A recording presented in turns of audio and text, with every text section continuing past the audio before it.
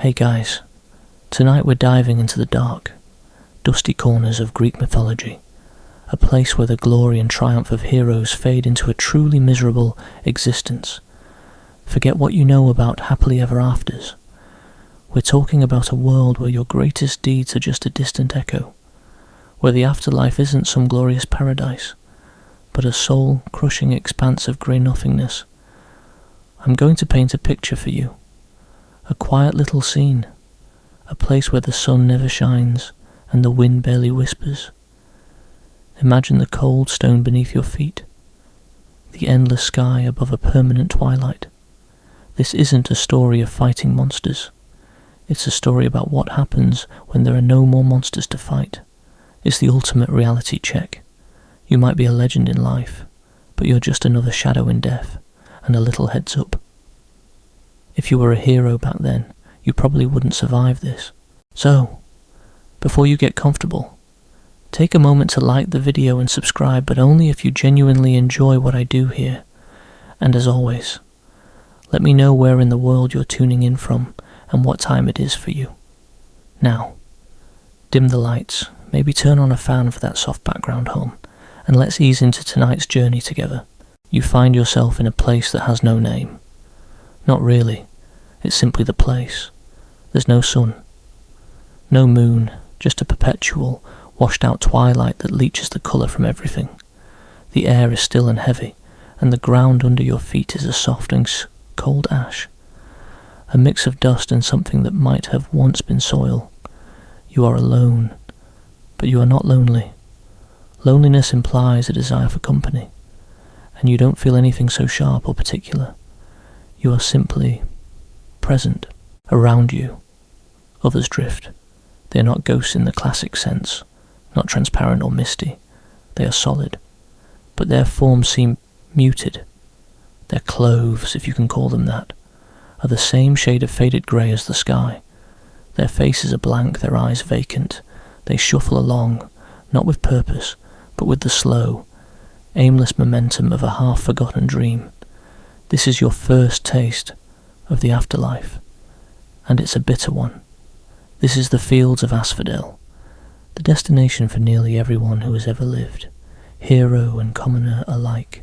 Think of it this way: you spent your entire life in glorious technicolor.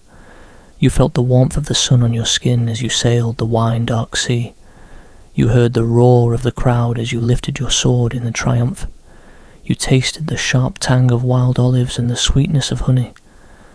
And now, all those vibrant sensations are gone.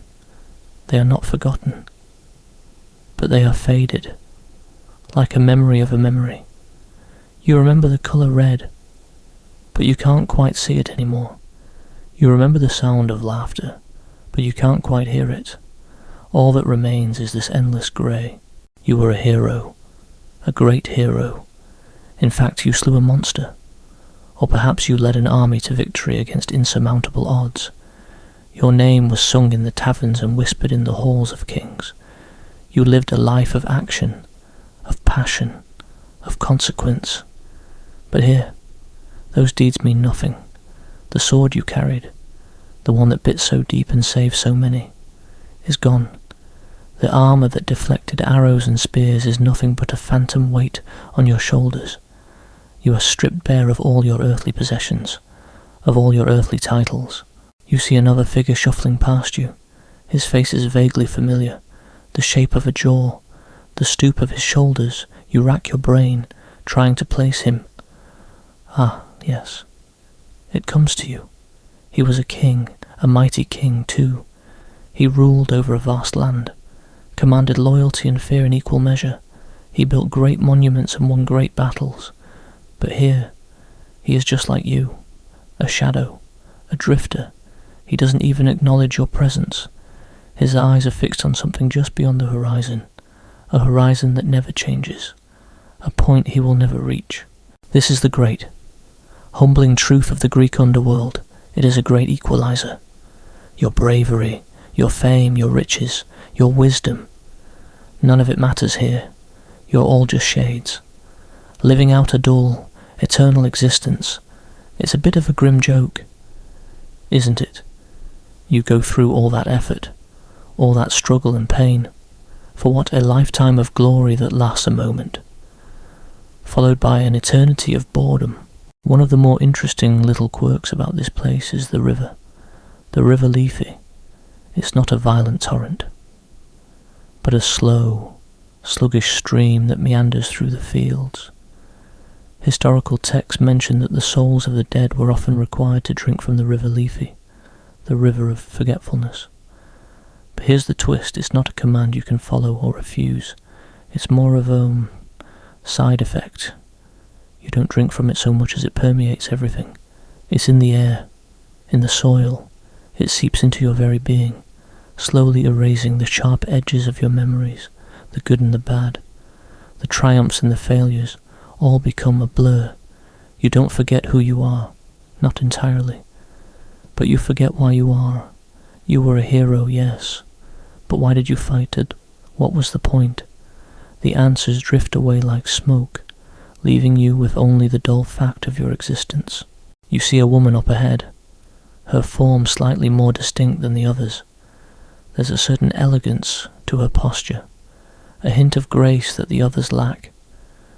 You approach her slowly, drawn by the faint spark of uniqueness. You were a hero. You're not yet entirely devoid of curiosity. You call out to her, and she stops, her blank eyes turning in your direction. She doesn't speak. She doesn't even seem to see you, not truly. You ask her who she was in life, what great deed she performed. She stares at you for a long moment, then a single, slow tear rolls down her cheek. It doesn't glisten. It's just a grey droplet on her grey skin.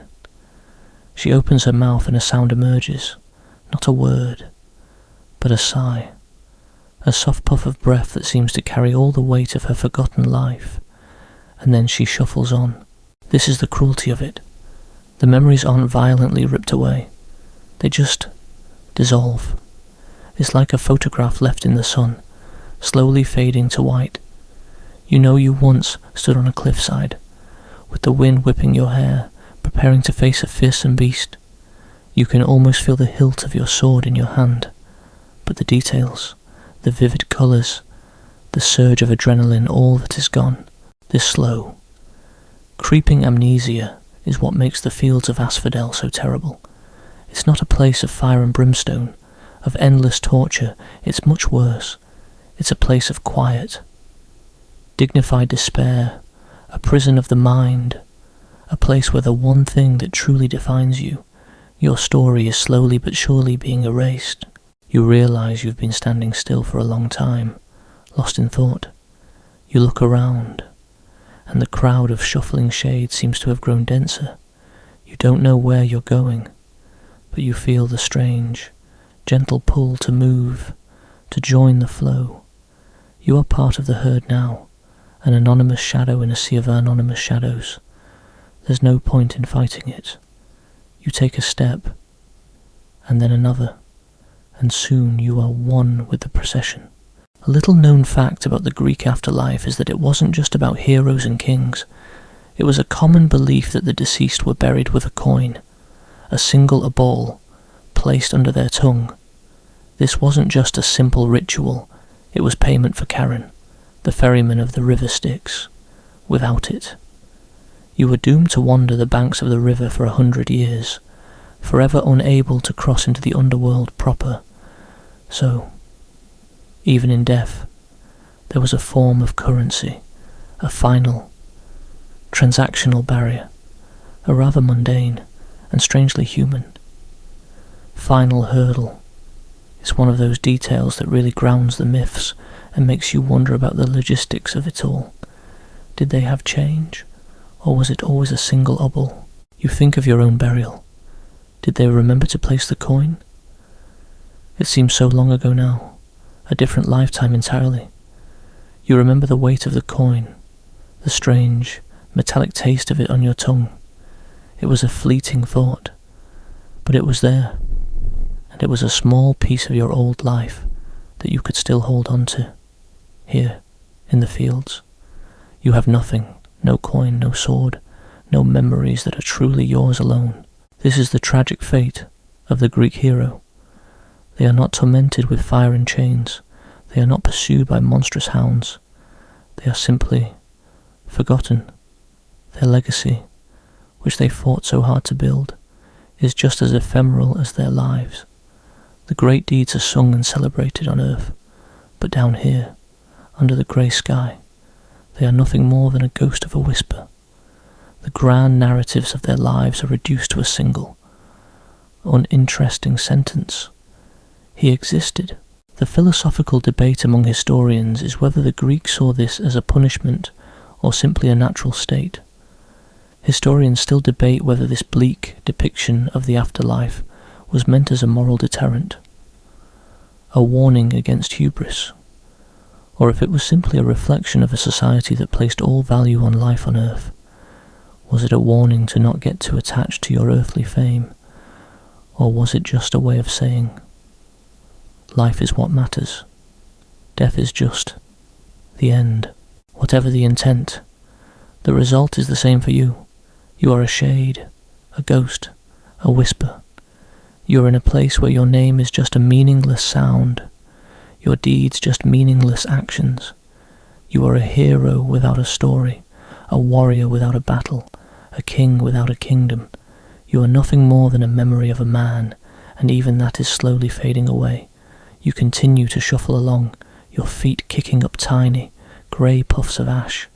The journey is endless, the destination is nowhere, and you will be here, walking until the final.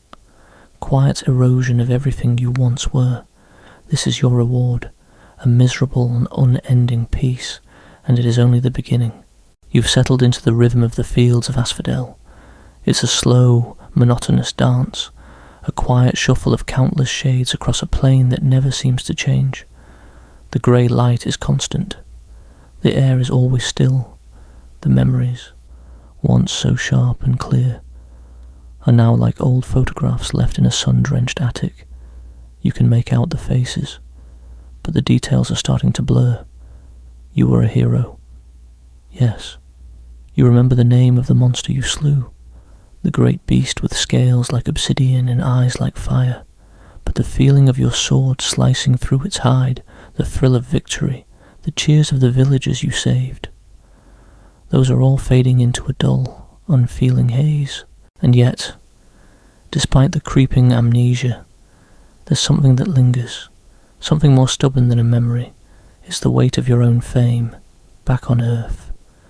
Your name is a story, your deeds are the stuff of legend. Bards still sing of your bravery. Children play games pretending to be you.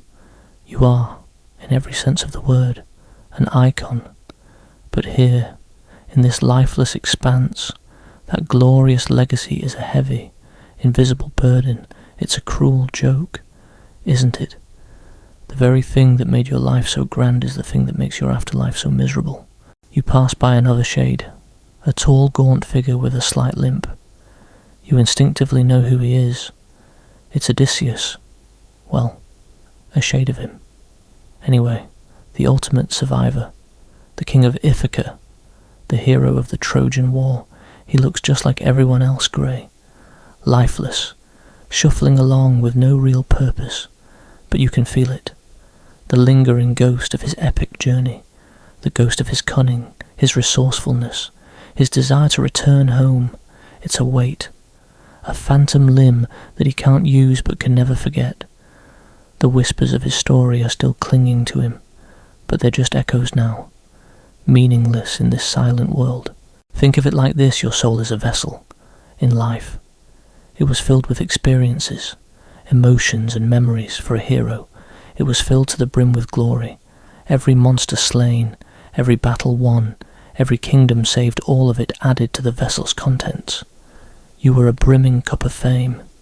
But here, the cup has been emptied, leaving only a faint residue, and that residue, that ghost of glory, is a constant, nagging reminder of everything you've lost. The greater the hero, the heavier the weight. This is a core theme in ancient Greek thought: the fleeting nature of glory and the ultimate humility of death.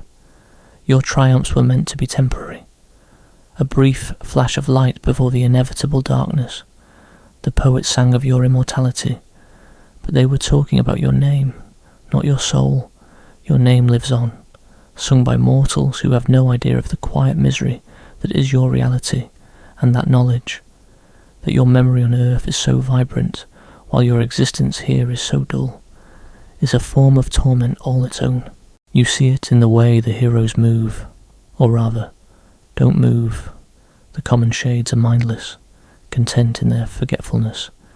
But the heroes, the ones who still carry the echoes of their fame, they have a restlessness to them, a faint, almost imperceptible twitch, a slight shift in their shoulders. It's the ghost of a battle cry, the ghost of a sword swing, the ghost of a king's command. It's their glorious past. A weight they can't put down, a story they can't quite forget, even as the details dissolve. One day, you find yourself near the edge of the fields, where the land meets the dark, sluggish waters of the river Acheron. This is not the river you crossed with Charon, but a smaller, less frequented tributary. On the other side, in the distance, you can just make out the faint, barely the shape of a palace. This is the realm of Hades and Persephone. You know, intellectually, that you are a subject in their kingdom, but they are as distant as the gods on Olympus, figures of myth rather than rulers of your reality. A little known fact about the Greek underworld is its sheer, mind-boggling size. While often depicted as a single place, the underworld was divided into multiple regions, each with its own purpose. You have the Asphodel Fields, where the majority of souls end up. You have Tartarus, a dark abyss for the truly wicked, and you have Elysium, a paradise for a select few. The sheer scale of it all is a testament to the Greeks' belief in a massive, sprawling afterworld, a place large enough to hold all the souls that ever lived. It was not a cosy, confined space, it was a whole other world, a mirror image of the earth, but twisted and drained of all vitality. You start to think about the other heroes you might encounter here, the truly great ones, the legends. You wonder if Achilles is here, the greatest warrior of them all. What does his fame feel like to him? Is it a beautiful song, or a terrible burden? The thought gives you a rare burst of curiosity, a faint glimmer of your old self. You feel a strange urge to seek him out, to talk to him, to see if he feels the same quiet, miserable weight of a life well lived. This is one of the more subtle forms of suffering in the Greek underworld. It's not the dramatic, soul-tearing kind of pain. It's the slow, quiet erosion of meaning. You are a hero, but there are no more battles to fight. You are a leader, but there is no one left to follow. You are a person of action, but there is no more action to be had. The very essence of your being, your driving force in life, has been rendered obsolete by death. The famous Greek myths often end with a hero's triumphant return or a glorious death, but they rarely show you what comes next. It's like a movie that ends right after the credits, but you're stuck in the theatre, watching the empty screen for all eternity. Remember that moment in your life, that glorious moment, when you stood before a cheering crowd, your chest puffed out with pride. Here, that moment is just a memory of a memory, a faint flicker of light in an endless grey void, and the more you try to hold on to it, the more it seems to slip through your fingers. It's a frustrating, humbling, and ultimately soul-crushing experience. One of the more poignant academic debates surrounding the Greek afterlife is how much of it was influenced by the Egyptians. Scholars debate whether the Greek concept of the underworld, with its river crossings and judges, was influenced by older Egyptian beliefs about the journey of the soul. The Egyptian underworld, the Duat, was a long, complex journey filled with trials and divine judgment. The Greek version, while similar in some aspects, is much less about the soul's journey and more about its final, static destination. This difference suggests a fundamental shift in cultural values from a focus on the soul's path to one that prioritizes earthly life above all else. You find yourself in a quiet, less crowded corner of the fields. The ground here is a little rockier, and you can see a few scattered, listless trees, their branches bare and their leaves a sickly grey. There's no shade to be found. A group of shades, perhaps those who were philosophers in life, are standing in a small circle. They are not talking, or even moving, but there is a strange, silent stillness to their huddle, a faint echo of the intellectual debates they must have once had. You approach them, and one of the shades, a man with a blank expression, looks at you. You ask him a question, a simple one. What is the meaning of all this? He just stares. You try again. Did your wisdom help you here?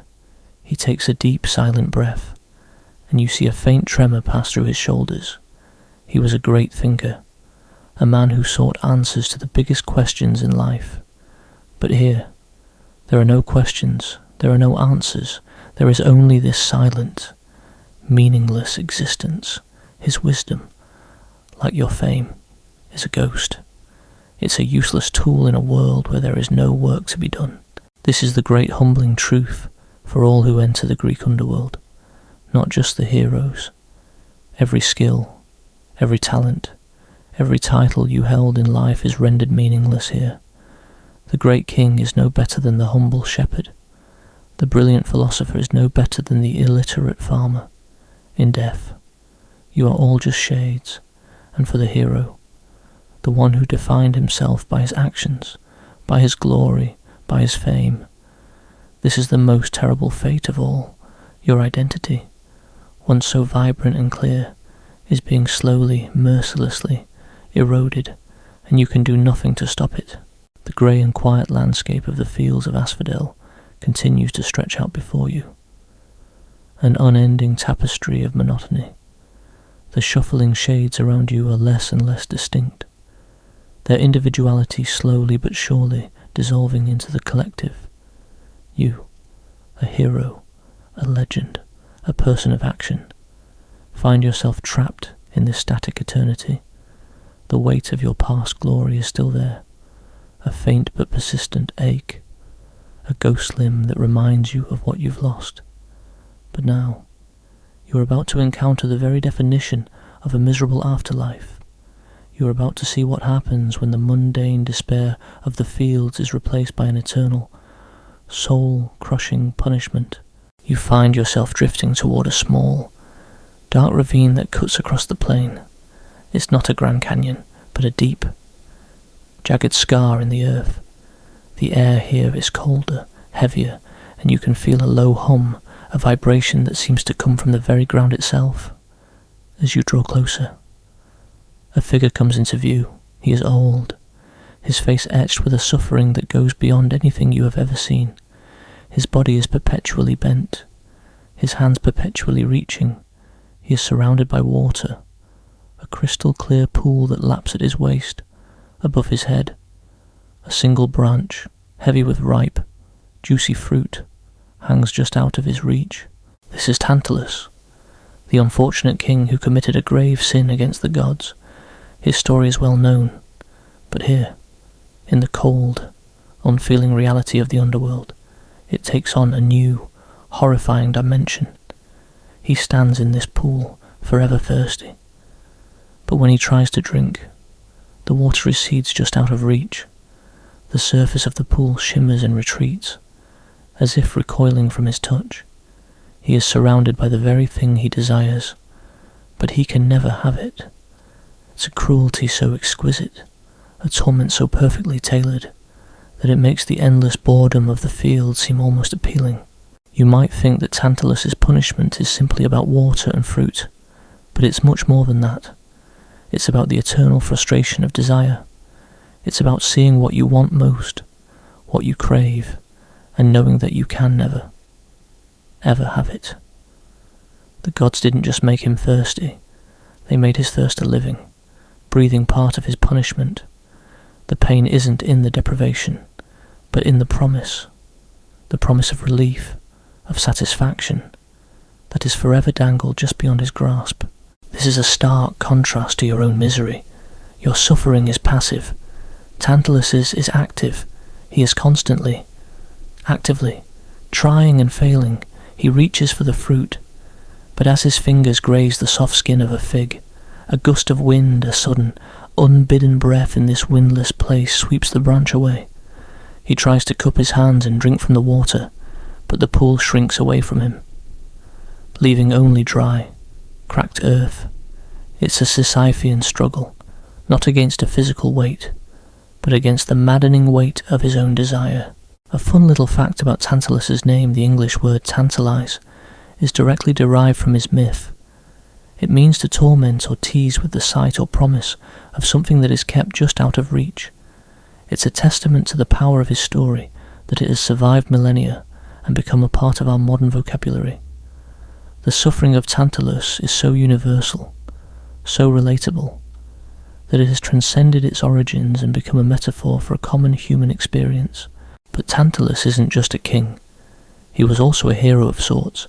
He was a son of Zeus, a man of great influence and power.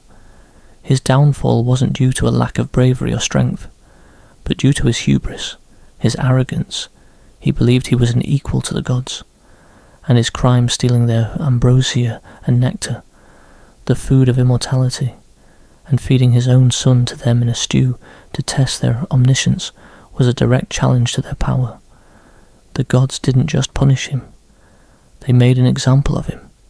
They took a person who was used to having everything and put him in a place where he could have nothing, forever. This is an important point to remember. In the Greek world, the line between hero and villain was often thin. A hero could fall from grace just as quickly as a mortal could. Tantalus, a man of great lineage and power, became the living embodiment of divine wrath. His punishment serves as a cautionary tale to all mortals, a warning not to overstep your bounds, not to think you are an equal to the gods. One of the most fascinating academic debates surrounding Tantalus's myth is the role of his crime. Historians and classicists still debate the specific nature of Tantalus's hubris. Was it the theft of ambrosia, the offering of his son's flesh to the gods, or simply the act of testing their knowledge? Each interpretation highlights a different aspect of the Greek understanding of mortal-divine relations. The lack of a single, clear explanation for his punishment only makes his story more powerful, more mysterious. It suggests that his sin was not just one thing, but a series of transgressions, a complete and utter disregard for the natural order of the universe. You stand there, watching him, a silent observer to his endless torment. His pain is palpable, a thick, suffocating wave that radiates from him. It's a reminder that there are worse things than the quiet despair of the fields. There is a place for those who have offended the gods, a place where their punishment is not a dull, passive existence, but a vivid, active suffering. You realize, with a sudden, chilling clarity, that this is the final, ultimate irony for a Greek hero. You spend your entire life fighting and struggling to gain glory, to earn the favour of the gods, only to find that even if you succeed, a single misstep can lead to a punishment that is 100 times worse than the fate of the average shade. You see how delicate the balance is, how easily a moment of pride can tip the scales from a life of glory to an eternity of torment. You turn away from Tantalus, feeling a deep sense of unease. His suffering is too intense, too specific. It's a kind of pain you can't even begin to comprehend. You return to the endless, grey plain, to the shuffling, silent procession of shades, the monotony, the boredom, the slow erosion of memory. It all seems so much more bearable now. Your misery is quiet, dignified. Tantalus's is a screaming, writhing torment. You find a new appreciation for the simple, unfeeling peace of your existence. You are not being actively punished. You are not being actively tormented. You are simply here. The absence of glory is a pain, but the eternal presence of an impossible desire is a kind of torture that you can't even begin to imagine. As you continue to walk, you look at the other shades around you with a new understanding. They are not just anonymous faces. They are souls who have found a kind of peace in their forgetfulness. They are the fortunate ones, the ones who didn't dare to challenge the gods, the ones who lived and died without ever attracting the divine gaze. They are a living, breathing testament to the fact that sometimes the best life is a quiet one, and sometimes the best afterlife is a quiet one, too. You've moved on from the chilling sight of Tantalus, leaving his eternal torment behind you. The air in the Fields of Asphodel feels slightly less heavy now. The monotonous grey a welcome sight after the specific, vivid misery you just witnessed. You return to the steady, unfeeling rhythm of the shuffling shades, your own quiet. Passive suffering suddenly seems like a great blessing, but as you walk, you come across another chasm, another crack in the fabric of this listless world, and within it, you see another figure, a man whose torment is so legendary that it has become a metaphor for all pointless effort. This is Sisyphus. You know his story. Of course, a king, a cunning and deceitful man who was said to have tricked even death. He defied the gods, bound Thanatos, the personification of death, and in doing so, plunged the world into chaos. No one could die. No hero could win a glorious last stand. No mortal could escape their pain. For this ultimate act of defiance, he was given a punishment so perfectly suited to his crime that it is both absurd and terrifying. You watch him now. He is old, his muscles taut with strain, his face a mask of weary determination. He is at the bottom of a steep hill, a rock the size of a small boulder at his feet. He bends, puts his shoulder to the stone, and begins to push. It's a slow, agonizing process. His knees are scraped and bleeding, his back is bent at a terrible angle, the rock is heavy, immense, but he pushes and pushes and pushes. You can see the sweat on his brow, though there is no sun here to create it. He grunts and strains, every inch of progress a monumental effort. He climbs higher and higher, the rock a constant, dead weight against him. He is almost at the summit. You can see the relief, the brief, fleeting glimmer of hope in his eyes. He is about to do it. He is about to complete his task. But just as his hand reaches out to steady the rock at the top of the hill, just as he thinks he's finally there, the rock slips from his grasp. It's not a sudden, violent release, but a slow, inexorable roll. It picks up speed, bounding and careening down the hill, gathering momentum until it crashes into a heap at the very bottom. Sisyphus stands there for a moment, his chest heaving, his shoulders slumping in defeat.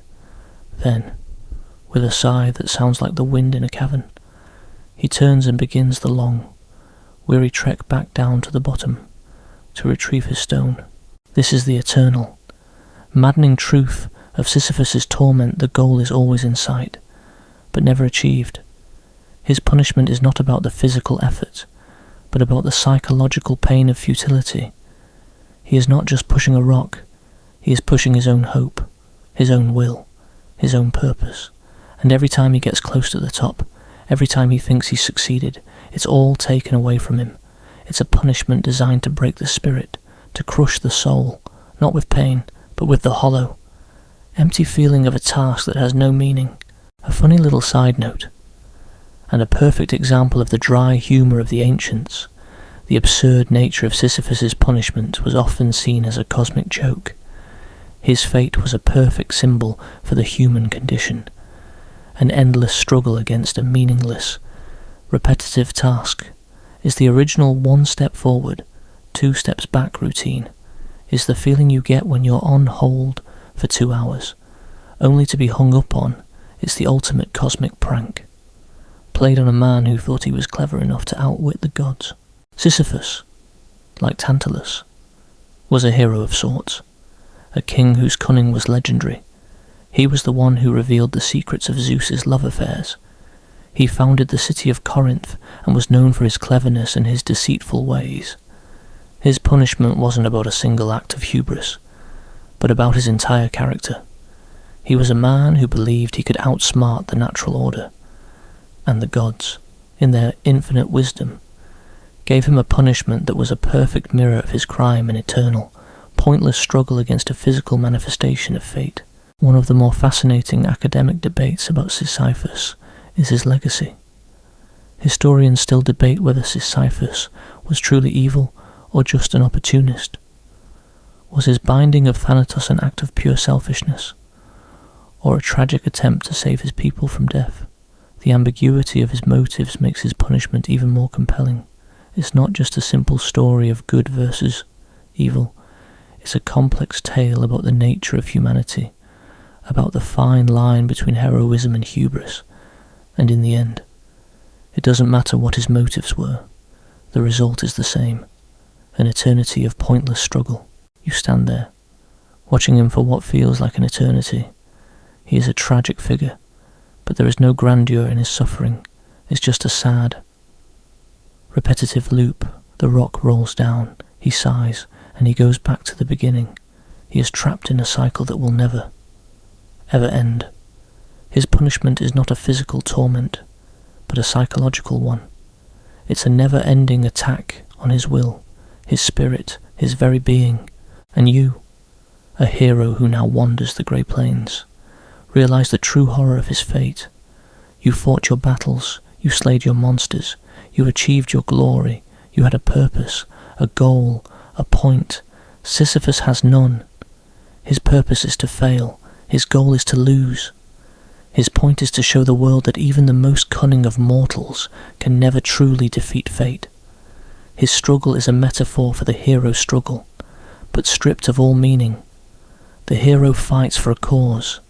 Sisyphus fights for a rock. You turn away, a new sense of quiet dread settling in your soul. Your afterlife is miserable. Yes. The slow erosion of your memories, the quiet boredom of the fields, it's not a happy ending. But at least it is an ending. At least you are not trapped in an eternal, pointless loop. You are not a living, breathing testament to a cosmic joke. You are just a soul, slowly fading into nothingness. And in the face of Sisyphus's torment, that seems almost merciful. You shuffle on, the endless grey landscape stretching out before you, the silent, monotonous rhythm of the other shades a strange comfort. You've witnessed the extreme, active torments of Tantalus and Sisyphus. You've seen how their crimes against the gods earned them a fate far worse than the quiet oblivion of the fields, and as you return to your own listless journey, a chilling realization settles over you. What about the heroes who didn't defy the gods? The ones who were favoured? The ones who followed the rules and still ended up here? This is where the story gets even more poignant, even more miserable, because even the most celebrated heroes, those who seemingly achieved their happy ending, found that the afterlife had a cruel twist in store for them. You're thinking, of course, of Odysseus, the cunning king of Ithaca, the man who survived the Trojan War, a decade of wandering the seas, the temptations of sirens and sorceresses, and finally, a bloody homecoming to reclaim his kingdom and his wife. He is the ultimate hero of endurance, the epitome of a man who fought his way back to his family and his home. But what does his happy ending look like here? You come across him again, the same tall, gaunt figure from before, shuffling along with the other shades. But this time, you feel a stronger pull, a sense of recognition that goes beyond a vague familiarity. You stop and stand beside him, and for the first time, you feel a faint, almost imperceptible tremor of life from another shade. It's not emotion, not really, but something close, a memory, a single, stubborn memory that refuses to fade completely. You remember his story, the Trojan horse, the Cyclops, the sirens, the journey to the land of the dead, the slaughter of the suitors. It's a story of cunning, of perseverance, of a longing for home. He was the hero who always found a way, the man who was never truly defeated. And yet, here he is, a shade, no kingdom, no wife, no son, all that striving, all that suffering, all that pain for a glorious reunion that is now nothing but a faint, grey echo. This is the great tragedy of Odysseus' afterlife. His torment isn't an external punishment like Tantalus's or Sisyphus's, it's an internal one. The punishment is his own memory. He remembers what he had. He remembers the warmth of Penelope's hand, the sight of his son Telemachus as a grown man, the feel of the throne of Ithaca beneath him. And now, all that is gone. He is a king without a kingdom, a husband without a wife, a father without a son. All his incredible journeys, all his clever schemes, all his heroic deeds were for nothing but this. A little known but fascinating detail of the Odyssey is that Odysseus's journey to the underworld is a pivotal moment. The hero descends to the realm of the dead to seek prophecy from the blind seer Tiresias, and in doing so, he encounters the shades of other heroes. This journey shows Odysseus a glimpse of his own future. He sees the misery of the other heroes, the silent sorrow of Agamemnon, the bitter regret of Achilles, and it gives his own journey a profound sense of urgency. He knows, even in life, what awaits him. He's fighting not just to get home, but to avoid this very fate. But as we see here, he only delayed the inevitable. He traded a life of struggle for an afterlife of nothingness. You get a sense of his lingering, restless energy. He is not like the other shades, who have accepted their fate. He is still fighting, still trying to find a way out, even if his body is just a listless, shuffling form. It's the ghost of his cleverness, a useless tool in a world without locks to pick or monsters to outsmart. It's a cruel, almost comical, form of torture. The man who could escape anything is now trapped in a prison of his own past. This brings up a larger point about the nature of heroism in Greek mythology. The hero's journey is not a path to immortality or eternal happiness, but a struggle to live a meaningful life before the inevitable. Bleak end. The glory is in the doing, not the having. It's in the struggle, not the victory. Odysseus' story is a beautiful, terrible testament to this. He achieved his goal, he won his happy ending, but in the end, death takes it all away, leaving him with nothing but the memory of a life that was once full. The academic debate here is a rich one. Scholars still debate whether the Odyssey is a story of ultimate victory or ultimate tragedy. On the one hand, Odysseus' return is a triumph of human will and cleverness. On the other hand, it ends in the knowledge that he is just delaying the inevitable, a fact that is made clear in the Underworld sequence. Does his success make his later misery more or less tragic? It's a question that has no easy answer. His life was a success, but his afterlife is a failure. You walk with him for a while, a silent companion in a world where companionship means nothing. He doesn't acknowledge your presence, but you can feel the faint and quiet hum of his restless spirit. He's still trying to find a way home, even though his home is now a distant memory. He's a hero without a purpose, a legend without an audience, and in this grey, silent world, that is a kind of torment all its own. You leave him behind, continuing your own slow, aimless journey. You're just a simple hero, a warrior who fought for glory and ended up here. But Odysseus is a king, a legend, a man who defied the odds and won, and his reward is this: a quiet, ceaseless pain, the ache of a past he can't forget and a future he can never have. It's a reminder that even the most glorious of lives will eventually end in this miserable, grey quiet. You've left Odysseus to his restless solitude, a king without a kingdom, trapped in a prison of his own glorious past, his misery. A slow burn of a memory is a far cry from the theatrical torments of Sisyphus and Tantalus. But now, you are about to encounter a different kind of pain, one that is perhaps the most profound of all. It is the sorrow of a man who got what he wanted, a man who achieved ultimate glory, only to find that it was all for nothing. You are thinking, of course, of Achilles, the greatest warrior of the Trojan War, the man who chose a short, glorious life over a long, unremarkable one. You find him in a quiet, secluded corner of the fields. He is not shuffling along with the others. He is sitting on a rock, his head in his hands, his form more solid, more defined than the other shades. You can still see the faint, lingering outline of his perfect, beautiful armour, the one forged by the gods themselves. You can almost feel the weight of his famous spear, the one that could pierce anything. He is a ghost of a god, a perfect soldier, and a miserable man. You remember his story, the prophecy that he would die at Troy, the choice he was given a long life without fame, or a short life filled with glory. He chose glory, he fought, he killed, he became a legend. He was the bravest, the strongest, the most beautiful of all the heroes. He was the epitome of the Greek ideal. But what was his reward, this endless, quiet, grey void? He lifts his head, and his eyes, though blank, seem to stare right through you. You feel a sudden intense wave of sorrow, of bitterness, of regret. This is not the sorrow of a man who lost, but the sorrow of a man who won everything, only to find it was all worthless. You ask him a question you've been carrying with you since you arrived here. What is it like to be the greatest hero who ever lived? He doesn't answer with words. He answers with a sigh, a soft puff of breath that sounds like all the air is being let out of a balloon.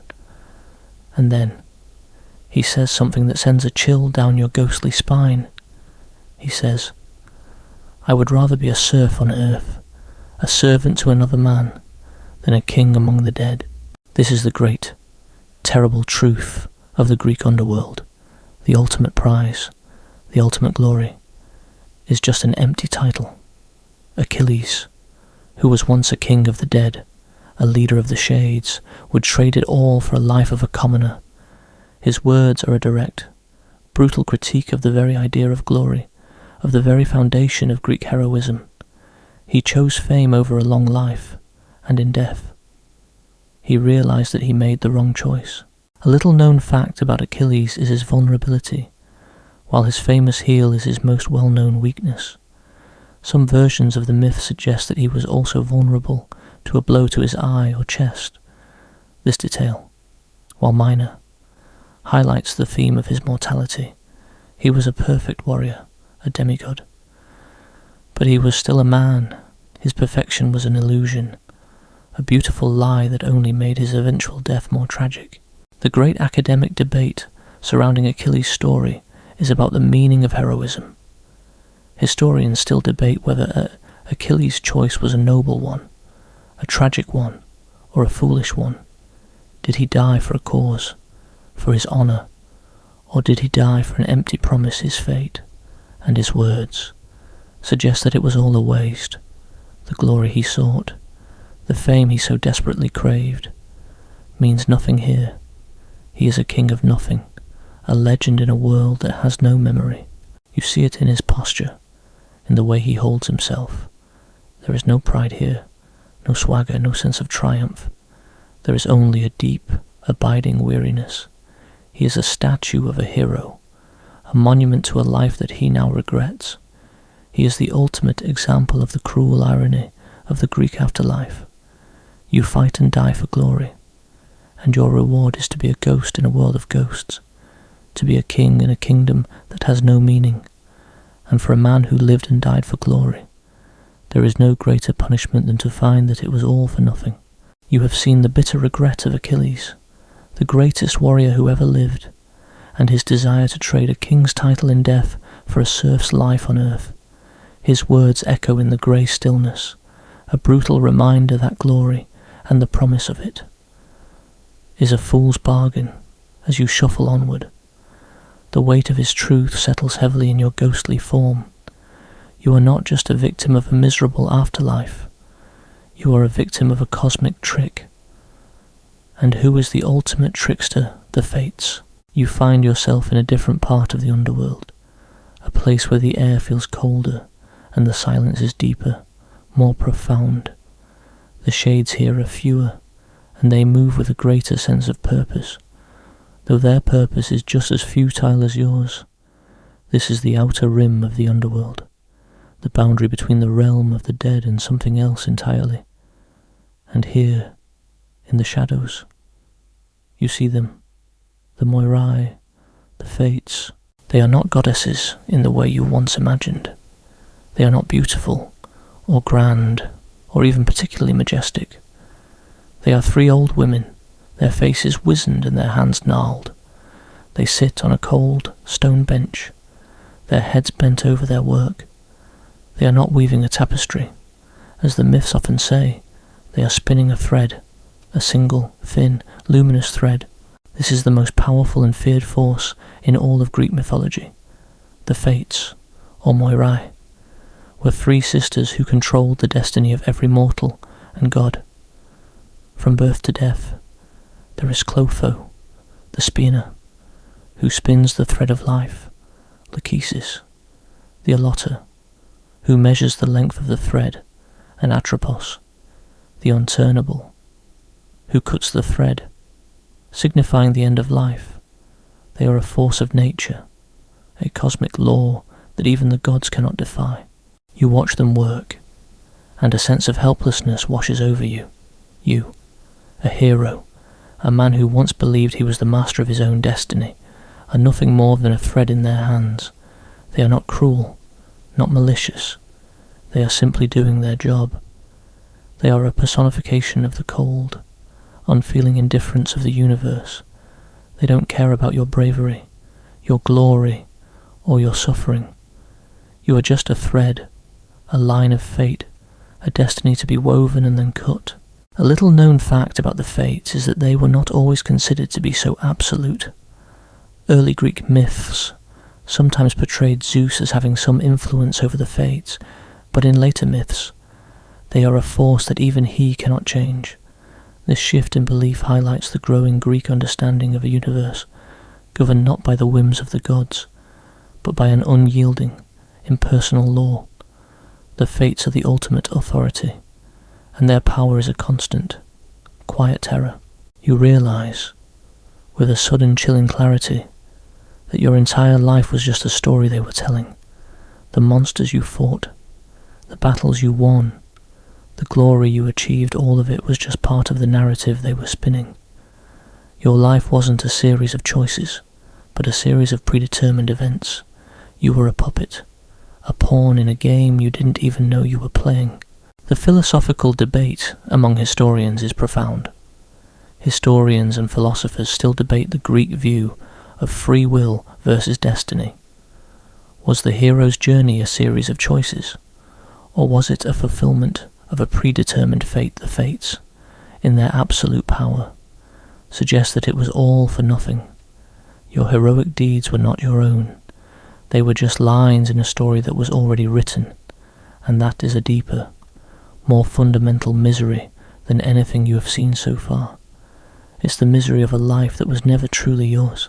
You turn away from the Fates, unable to bear the weight of their silent, unfeeling power. You return to the shuffling shades of the Fields of Asphodel, and you look at them with a new understanding. They are not just anonymous ghosts, they are threads, cut from the great tapestry of life. They are the remnants of a story that has already been told. Your misery is not a punishment for your hubris, not a consequence of your actions. It is simply the end of your story. The thread has been cut, and you are just the dust left behind. You have witnessed the absolute, unyielding power of the Fates, and the chilling realization that your entire life was just a story they were spinning. The heroism, the glory, the struggle, it was all just a predetermined plot. This knowledge has settled in your soul, a deeper, more profound misery than the quiet despair of the fields. But now, you are about to see that even the most glorious destination in the Greek underworld holds a dark, tragic secret. You are about to see Elysium, the paradise reserved for the select few. You have always heard of it. Of course, Elysium, the Isles of the Blessed, a place of eternal springtime, where the air is sweet with the scent of flowers, where rivers of nectar flow, and where the sun shines with a golden, gentle light. It is the reward for the truly heroic, the righteous, the favoured of the gods. It is the ultimate goal, the happy ending that all heroes strive for, and you, a humble hero, have found yourself on the border of this glorious land. You walk towards the edge of the fields, the grey plain giving way to a lush, green landscape. The change is jarring, the air is warmer, and you can hear the faint, happy murmur of a river. The light is no longer a washed-out twilight, but a gentle, golden glow. The flowers are a vibrant red and blue, a feast for eyes that have only known grey for so long. You see the shades of the blessed, and they are different. They are not shuffling, listless ghosts. They are laughing, talking, and moving with a purpose. You feel a surge of hope, a faint, almost forgotten emotion. Maybe this is it. Maybe this is the true reward.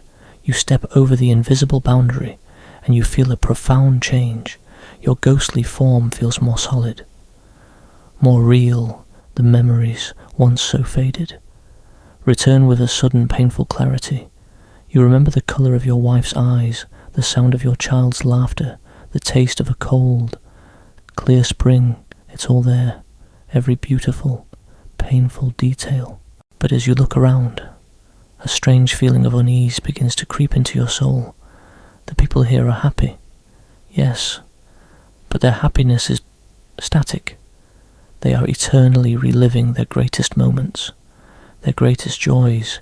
You see a warrior eternally celebrating a victory, a lover eternally locked in an embrace, a musician eternally playing a beautiful song. It's a perfect frozen moment, played on a loop for all eternity. This is the secret, miserable truth of Elysium. It is not a place of progression or growth. It is a place of endless repetition. You are not living a life, you are living a memory. The victory is always sweet, the embrace is always warm, the song is always beautiful, but it never changes. There is no new victory to be won, no new love to be found, no new song to be written. You are trapped in a single, perfect moment, and that moment is all you will ever have. A little known fact about Elysium is that it wasn't always for heroes. In early Greek myths, Elysium was the destination for those who had a heroic or divine lineage, not necessarily those who were heroic in their deeds. This suggests a society that valued bloodlines and birthright over personal achievement, over time. However, the criteria for entry became more meritocratic, highlighting a shift in cultural values. You realise, with a chilling clarity, that this is just another form of torment. It's not the active torture of Sisyphus, or the passive suffering of the fields. It's the torture of a memory that can never be surpassed. It's the misery of a story that has no new chapters. You are a hero, a person of action, of struggle, of growth, and here, in this perfect, beautiful prison, there is no more growth, there is no more action, there is only this single, perfect, and ultimately meaningless moment. The academic debate here is whether this perfection is a blessing or a curse. Scholars debate whether the Greek concept of Elysium was meant to be a paradise or a subtle form of punishment. Was it the ultimate reward for a hero, or a cruel, ironic fate? The lack of purpose, the absence of struggle, the eternal repetition, it all suggests that perhaps, for a hero, a life without challenge is a life without meaning. You stand there, a stranger in a land of the eternally happy. You look at the other Shides, their faces locked in a rictus of perfect bliss, and you realise that they are just as much a prisoner as the souls in Tartarus. They are just in a prettier cage. You turn away, leaving the perfect static paradise behind you. You prefer the quiet misery of the fields, the slow, peaceful erosion of your memory. At least there is still the faint hope of a final, complete oblivion. You have left the gilded cage of Elysium, the perfect static paradise that proved to be just another form of torment. You prefer the quiet, fading existence of the Fields of Asphodel, the slow and peaceful erosion of memory. It's a sad comfort, this slow dissolution, but it's a comfort all the same. Your journey has shown you the many faces of misery In the Greek underworld, the active, specific torment of the damned, the passive, boring despair of the many, and the ironic, hollow happiness of the blessed. But now, as you walk on, you realize that there is one final, ultimate truth that makes your fate, and the fate of all heroes. A tragic joke is the simple fact that a hero's legacy, the very thing they fought and died for, is nothing more than the legacy of dust. You are a hero, a legend in the world of the living, on earth. Your name is still whispered, your deeds are still sung, but here, in the cold, grey reality of the underworld, your legacy is just a whisper in the wind, a brief, fleeting sound that is quickly swallowed by the silence. The world you left behind, the world that remembers you, is a fragile thing. Mortals forget, monuments crumble, and even the most glorious deeds eventually fade into the dust of history.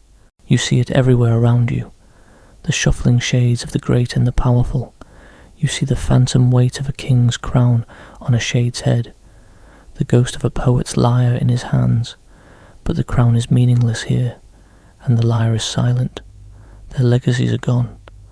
They are nothing but a memory of a memory, a story that has been told too many times and has lost its meaning. The great monuments they built, the grand empires they forged, are nothing but dust in the wind, a forgotten footnote in a long-lost history book.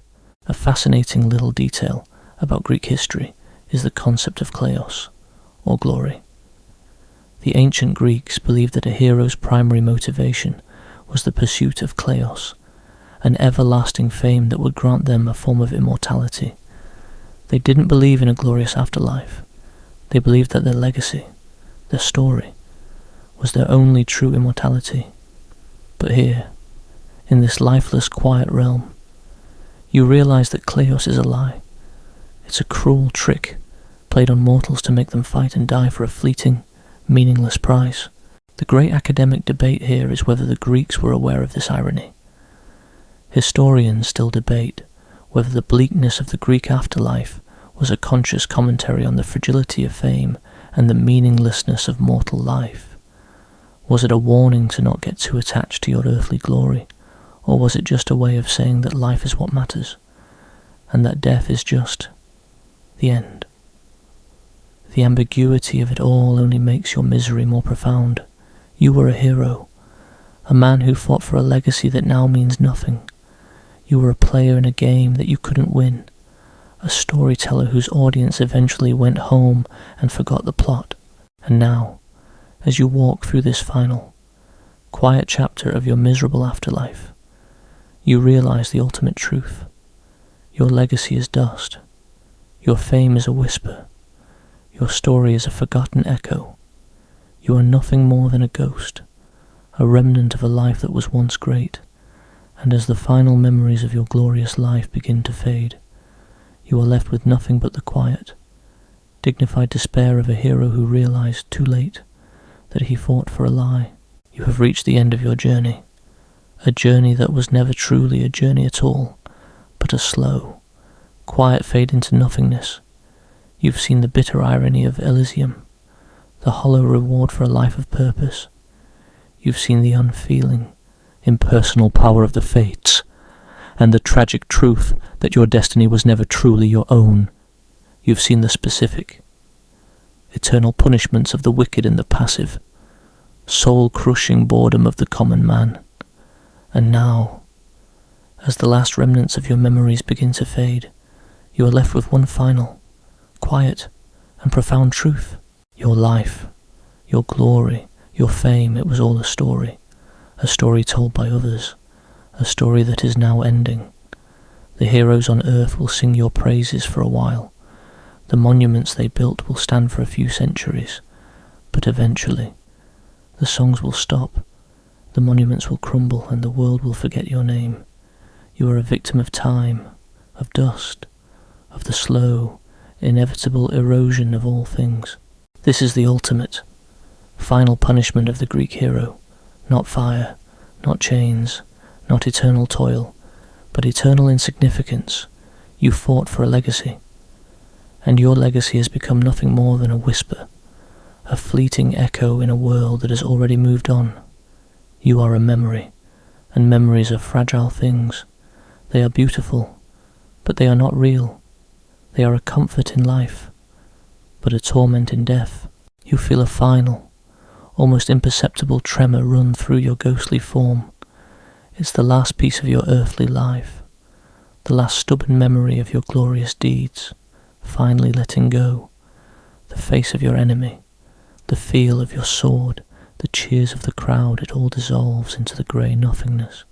There is no triumph, no regret, no final, glorious moment. There is only a quiet, gentle fade. You are not a king, not a warrior, not a hero. You are just a soul, and that soul is about to dissolve into the sea of forgotten memories.